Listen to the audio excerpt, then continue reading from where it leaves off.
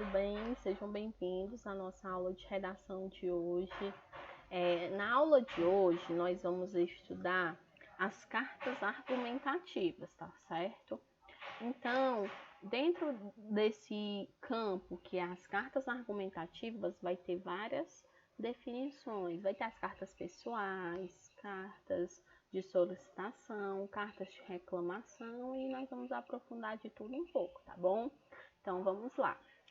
Há cartas que são escritas com o objetivo declarado de apresentar argumentos em defesa de um determinado ponto de vista. São chamadas cartas argumentativas. Gente, argumentos é o que você usa para convencer o outro de que você está correto daquela determinada ideia, tá certo? Vamos lá. As cartas argumentativas se definem pela apresentação articulada de informações, fatos e argumentos que caracterizam claramente a posição do autor. Carta argumentativa, circulação. As cartas argumentativas não costumam circular publicamente.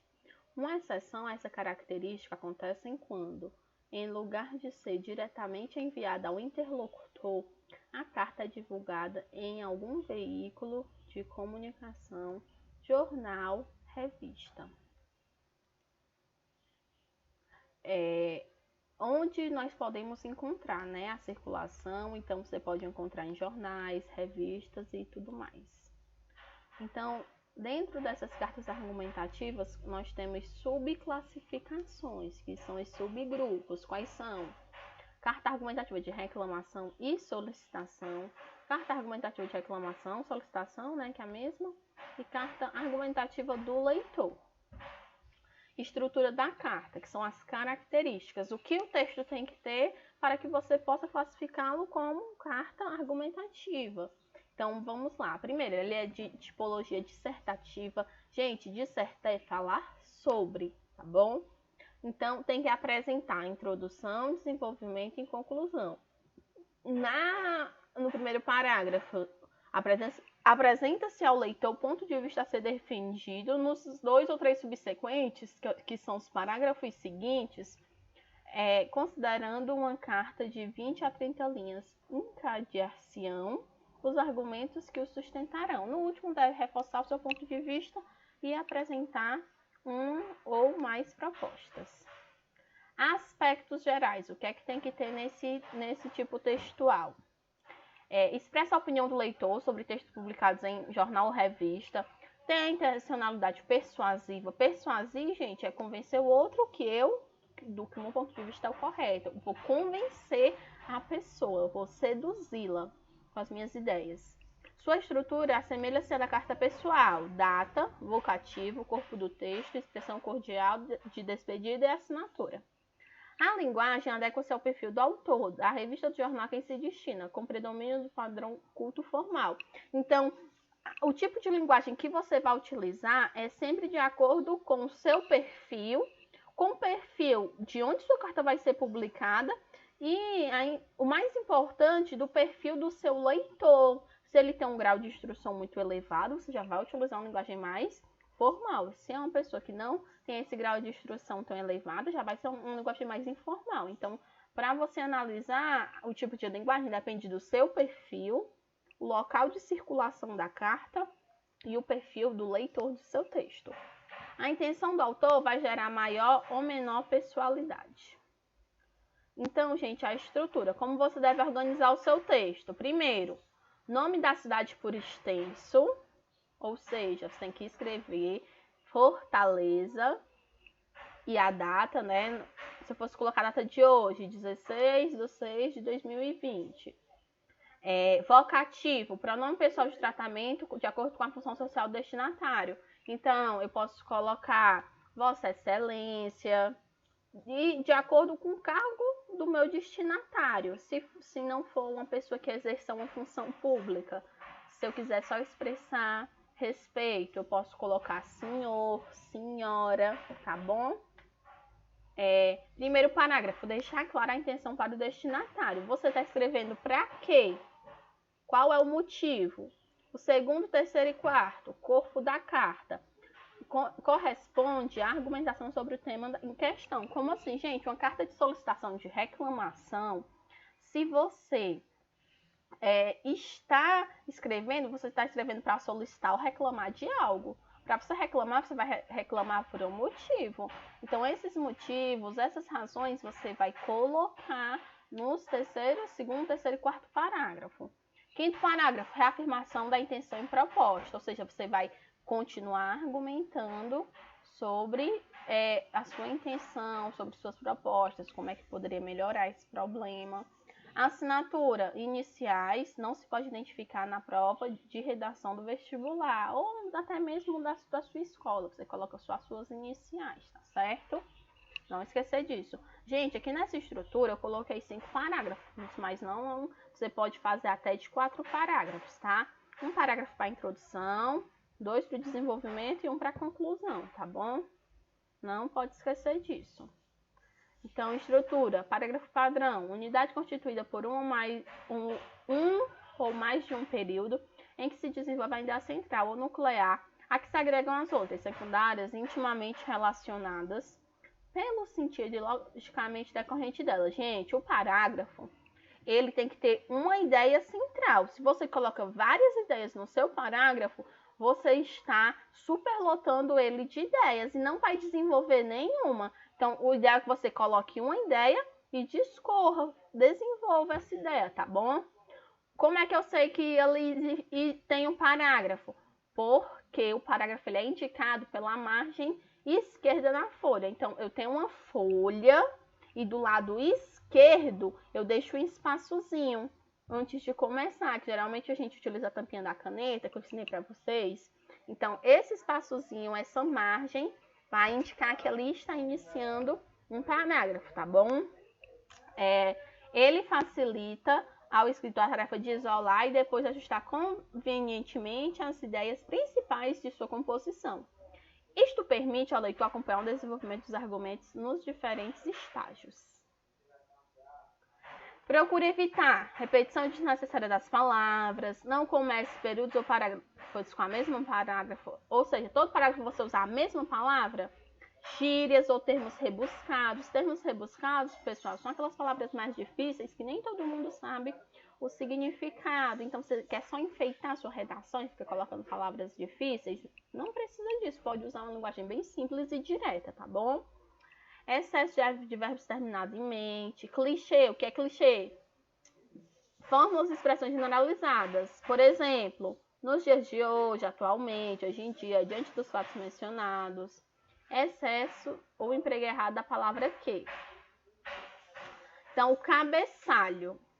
Na primeira linha da carta, na margem do parágrafo, aparece o nome da cidade e a data na qual se escreve. Esse aqui seria um exemplo de como você colocaria na primeira linha. Fortaleza, 15 de junho de 2020. Então, eu boto a cidade e logo depois coloco a data. A cidade sempre por extenso, tá bom? Vocativo inicial, que é o pronome de tratamento. É como você fala com seu leitor. Então, na linha de baixo, também na margem do parágrafo, há o termo por meio do qual você se dirige ao leitor, geralmente marcado por vírgula. A escolha desse vocativo dependerá muito do leitor e da relação social com ele estabelecida. Então, se for uma pessoa mais íntima, você pode botar querido, estimado. Se for uma pessoa mais distante, é melhor você utilizar senhor, senhora, caro, caro diretor, caro professor, tá bom? Estimada professora. Esse vocativo você vai usar de acordo com a relação que você tem com o leitor. Se é uma relação mais íntima ou se é uma relação mais profissional, tá bom? Gente, depois do vocativo, você colocou caro diretor, você põe vírgula e vai para a linha de baixo, tá certo? Exemplo, prezado senhor fulano, vírgula e vai para a linha de baixo, tá bom? Então, ó, prezado senhor é o vocativo, fulano é o nome da pessoa. Vírgula e vai para a linha de baixo. Aqui, ó, excelentíssima senhora presidenta Dilma Rousseff. Excelentíssima senhora presidenta, tá? É o vocativo que eu estou me referindo ao cargo que essa pessoa exerce. Eu não tenho uma relação íntima, então eu não posso botar cara Dilma, querida Dilma, não posso isso porque eu não tenho relação íntima com ela. Senhora presidenta, tá bom? Aí, caro deputado, cicrano, que no lugar de cicrano você colocaria o nome, né? Especificidades da carta argumentativa. As características que só tem na carta argumentativa. Então, interlocutor definido, você já sabe para quem você vai escrever, né? Estabelece uma comunicação particular entre o eu definido e um você definido. Faz o leitor parecer nas entrelinhas, a carta é para ele. É claro que ele deve ser citado no decorrer do texto. Evite dirigir diretamente ao leitor por meio de verbos imperativos. Pense, veja, imagine. Então, esses verbos você deve evitar quando você estiver falando com o seu leitor. Uma carta dirigida a um presidente de uma associação de moradores de um bairro carente de determinada cidade. Como é que você iniciaria? No caso, esse senhor do qual você não é íntimo não tem o ensino médio completo. Então, a sua linguagem escritor deverá ser mais simples, porque a pessoa se você sabe que a pessoa não tem ensino médio completo, não tem um grau de escolaridade tão avançado, você já tem que saber qual o nível de linguagem que você vai utilizar. Mas no caso, a linguagem utilizada em uma carta para um juiz, por exemplo, as palavras podem ser simples, mas a gramática sempre deve ser respeitada.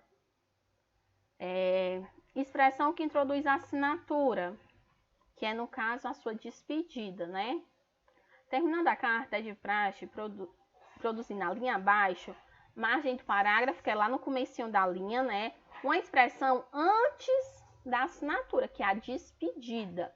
Então, você pode colocar atenciosamente, você pode colocar cordialmente, tá bom?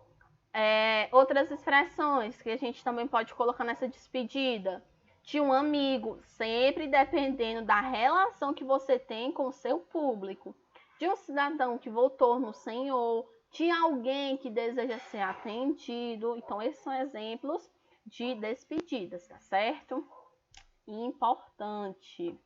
Utiliza-se de bom senso e equilíbrio para selecionar argumentos e informações que não sejam óbvias e incompreensíveis para aquele que lerá a carta. Adaptar a linguagem e o grau de intimidade estabelecido. A argumentação.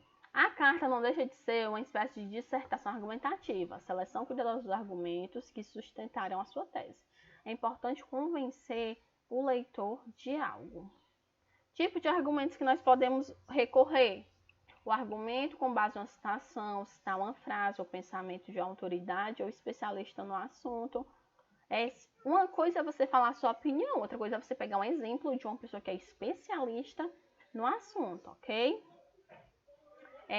Argumentos com base no senso comum, fundamentados em valores, reconhecidamente partilhados pela maior parte da sociedade, também ajuda bastante. Argumento com base em evidências. Fatos que comprovam a tese, confirmam o crédito ao texto, dados, estatísticas, pesquisas, informações científicas. Isso, gente, é o quê? Se você coloca ali uma estatística, uma pesquisa, você vai deixar o seu argumento mais forte. Mas para que eu vou precisar do argumento na carta? Gente, lembrando que a carta você vai solicitar, você está reclamando de algo. Se você está reclamando, você tem que provar. E você vai provar como? Com os argumentos. Modelos de carta argumentativas, aqui ó, a gente tem a cidade, a data, nós temos o prezado, que é no caso o nosso vocativo, atenciosamente, que é a nossa despedida, e o nome da pessoa em só a inicial. Lembrando que o conteúdo ali não interessa pra gente, tá bom? Trouxe só pra gente analisar como seria a estrutura da carta, tá certo? Aqui não é importante, pronto. Então, como vocês puderam observar, a gente acabou de analisar a estrutura dessa carta, reconhecendo tudo que nós vimos nos slides anteriores, tá certo? Então é isso, vamos acabar nossa aula de hoje por aqui. Qualquer dúvida, podem procurar no Classroom, as atividades que vocês vão realizar vão ser não TDs, vocês vão produzir cartas, tá certo? Já coloquei a proposta. Então, qualquer dúvida podem procurar, tá certo? Então é isso, gente. Tchau.